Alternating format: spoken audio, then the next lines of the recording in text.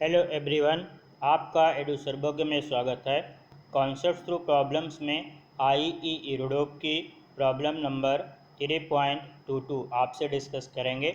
हमसे कह रहा है each of the two long parallel threads carries a uniform charge lambda per unit length. The threads are separated by a distance L. Find the maximum magnitude of the electric field strength in the symmetry plane of this system located between the threads. हमको जो है दो long parallel threads दिया गया है। ये हमने yellow colour से शो किया हुआ है। ये जो दोनों थ्रेड्स हैं ये आपस में पैरेलल हैं, ठीक है। और इन पे जो चार्ज डेंसिटी है या चार्ज पर यूनिट लेंथ जो है वो लेमडा है, ठीक है।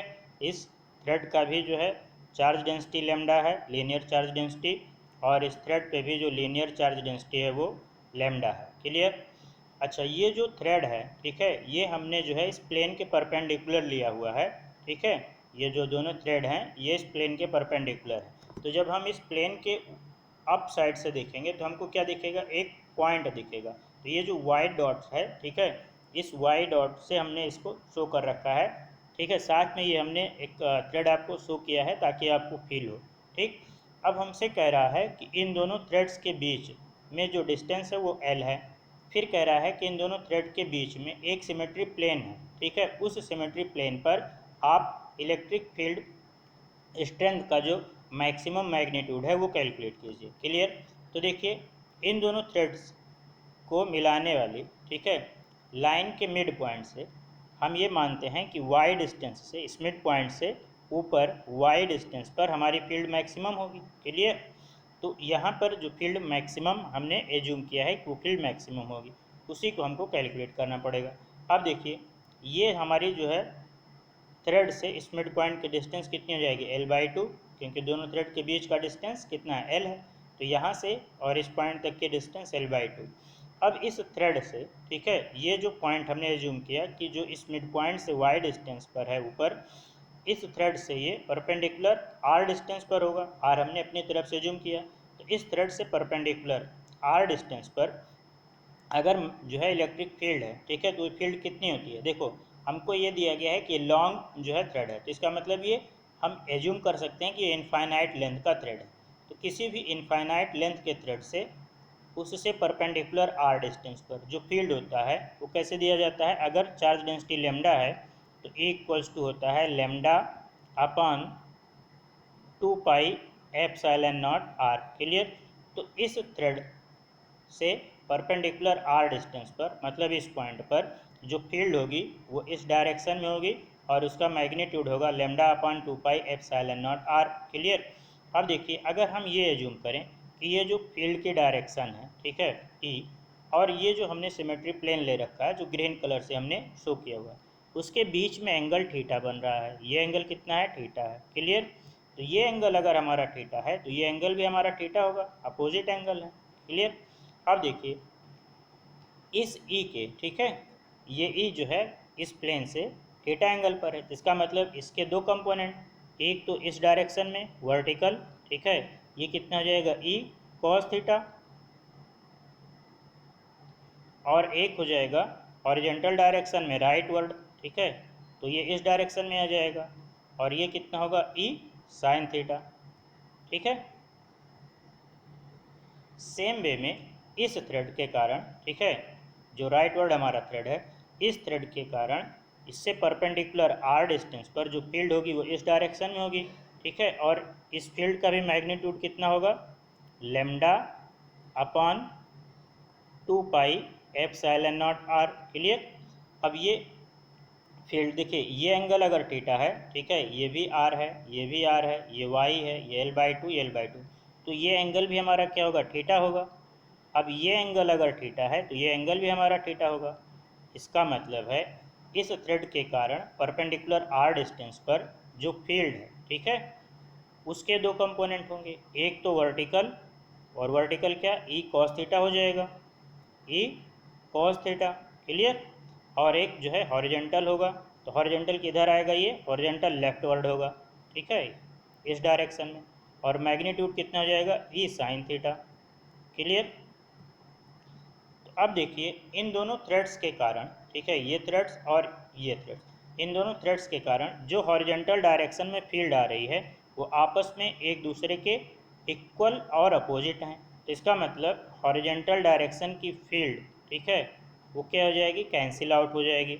मतलब इस पॉइंट पर, ठीक है, ये जो पॉइंट हमने एज्यूम किया है मिड पॉइंट से वाई डिस्टेंस पर, ठीक है, चलिए इसको पी लिख देते हैं। तो इस पी पॉइंट पर हमको जो है हॉरिजेंटल फील्ड नहीं मिलेगी, मतलब एक्स डायरेक्शन में कोई भी फील्ड नहीं मिलेगी, ठीक है। तो ए एक्स हमारा क्या हो जाएगा, जीरो। अब देखिए इस थ्रेड के कारण जो फील्ड है उसका vertical component E cos theta, और इस थ्रेड के कारण जो फील्ड है इस पॉइंट पी पर उसका भी vertical component E cos theta. तो रिजल्टेंट फील्ड हमको किधर मिलेगी, वर्टिकल डायरेक्शन में मिलेगी, और दोनों आपस में क्या हो रही हैं, एडअप हो जा रही हैं। तो ई नेट हमारा क्या होगा, ई नेट होगा वाई डायरेक्शन में, ठीक है, और ये हो जाएगा हमारा E net E cos theta plus E cos theta. तो ये हो जाएगा हमारा 2e कॉस थीटा। क्लियर है, 2e कॉस थीटा। अब यहाँ सर देखिए यहाँ पर e की वैल्यू कितना है, lambda upon 2 pi epsilon naught R. तो इसमें हम e की वैल्यू सब्स्टिट्यूट कर देंगे। अब इस ट्रेंगल में देखिए ये हमारा r क्या है, ये हाइपोटेन्यूज है, ये l/2 हमारा बेस, ठीक है, या इसको लेंथ ले सकते हैं, y हमारा क्या हो जाएगा, बेस है। तो अगर हम इस ट्रेंगल में, ये जो हमारा ट्रेंगल है, ठीक है, इसमें कॉस थीटा की वैल्यू लिखें तो कॉस थीटा हमारा इसमें क्या मिलेगा हमको, कॉस थीटा हो जाएगा हमारा बेस y अपॉन हाइपोटेन्यूज, तो ये हो जाएगा y/r, ठीक है। तो ये हमको कॉस थीटा मिल जाएगा। क्लियर। अब अगर हम देखिए ये हाइपोटेन्यूज कैलकुलेट करें r, तो r हमारा कितना हो जाएगा, r equals to under root Y square plus l/2 का होल स्क्वायर। मतलब r हमारा हो जाएगा under root Y square plus l² 4। Clear. तो अब ई नेट में हम ई की वैल्यू और कॉस थीटा की वैल्यू सब्स्टिट्यूट कर देंगे। तो नेक्स्ट पेज पर देखिए हमको ई नेट क्या मिल जाएगा। देखिए ई नेट हमारा हो जाएगा E net equals to 2e cos theta. चलो लिख ले रहे हैं एक बार, 2e कॉस थीटा, ठीक है। तो ये हो जाएगा 2e हमारा कितना है, lambda upon 2 pi epsilon naught R, और कॉस थीटा की वैल्यू कितनी, y/r, ठीक है। तो ये हमारा हो जाएगा 2 lambda Y upon 2 pi epsilon naught R square. अब इस 2 से ये 2 कैंसिल हो जाएगा, तो ई नेट हमारा हो जाएगा lambda Y upon pi epsilon naught R square, ठीक है। और आर की वैल्यू हमारी कितनी है, under root y² plus l²/4, ठीक है। तो r की ये वैल्यू इसमें सब्स्टिट्यूट कर देंगे तो हमको ई नेट मिल जाएगा, E net equals to lambda Y upon pi epsilon not with in bracket r है under root y² plus l²/4, तो उसका स्क्वायर करेंगे तो हमको मिल जाएगा y² प्लस l²/4। क्लियर। तो ये हमको ई नेट मिल गया मिड पॉइंट से वाई डिस्टेंस ऊपर, ठीक है, इतनी जो है फील्ड होगी। अब देखिए ये जो हमारा ई नेट है ये वाई पे डिपेंड कर रहा है, तो हमसे कहा था कि मैक्सिमम क्या होगा। तो इसको अगर हम मैक्सिमा की कंडीशन अप्लाई करें तो मैक्सिमम होने के लिए ये किस पे डिपेंड कर रहा है, वाई पे। तो मैक्सिमम होने के लिए चलिए लिख दे रहे हैं for E net to be maximum, for A net to be maximum, इसको y के रिस्पेक्ट में डिफ्रेंशिएट करें तो वो 0 होना चाहिए। तो मतलब d/dy of E net equals to 0। और यहाँ से हम एक कंडीशन y की मिल जाएगी कि y की किस वैल्यू पे मैक्सिमम होगा। फिर से इसी इक्वेशन में हम y की वो वैल्यू सब्स्टिट्यूट कर देंगे तो हमको मैक्सिमम इलेक्ट्रिक फील्ड मिल जाएगा। क्लियर। तो देखिए इसको हम डिफ्रेंशिएट करते हैं तो d/dy ऑफ, देखिए यहाँ पे lambda upon pi epsilon not है, ठीक है, तो ये कांस्टेंट है तो इसको हम पहले ही डिफ्रेंशिएशन से बाहर लिख ले रहे हैं। तो ये हो जाएगा lambda upon pi epsilon naught D Y of Y upon Y square plus L square by 4। Clear. और ये मैक्सिमम होने के लिए जीरो होना पड़ेगा इसको, तो ये इतना टर्म तो जीरो होगा नहीं, इतना ही टर्म हमारा जीरो होगा। ठीक है, तो हम इसी को जो है लिख ले रहे हैं, इसका जो डिफ्रेंसिएशन होगा तो यहाँ से हो जाएगा हमें, देखिए ये आपका जो है डिनोमिनेटर है, तो ये हो जाएगा डिनोमिनेटर मतलब Y square plus L square by 4 into numerator का डिफ्रेंसिएशन, तो y का डिफ्रेंसिएशन y के रिस्पेक्ट में 1 minus numerator y into denominator का डिफ्रेंसिएशन, तो डिनोमिनेटर हमारा कितना है Y square plus L square by 4।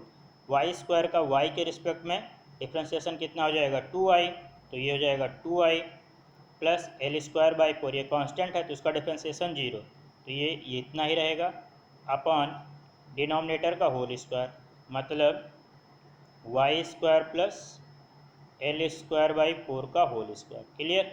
और ये किसके बराबर होना चाहिए जीरो, तो ये हम क्रॉस अगर मल्टीप्लाई कर दें तो हमको मिल जाएगा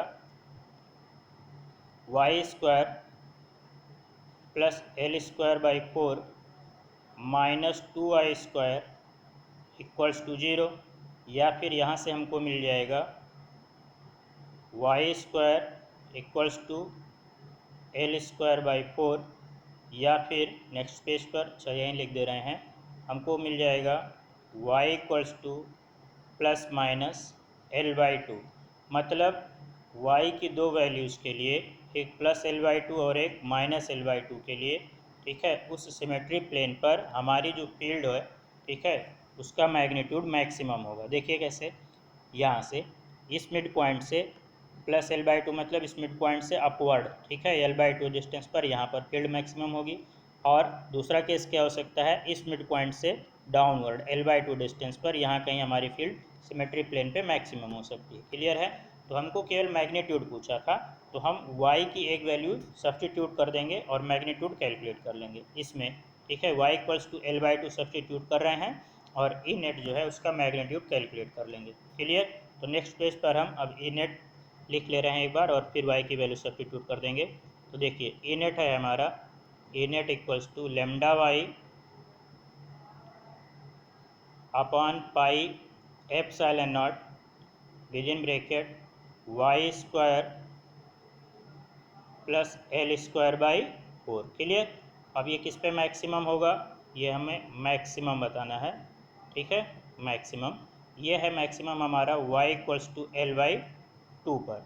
क्लियर। तो ये हो जाएगा हमारा y की जगह एल बाई 2 सब्सटीट्यूट कर देंगे, तो lambda L by 2 upon pi epsilon not with in bracket, देखिए y की जगह पे एल बाई 2 रखेंगे तो y स्क्वायर है, तो हो जाएगा L square by 4, L square by 4 plus L square by 4 हो जाएगा 2l स्क्वायर बाई 4, तो 2l स्क्वायर बाई 4 को हम लिख सकते हैं एल स्क्वायर बाई 2।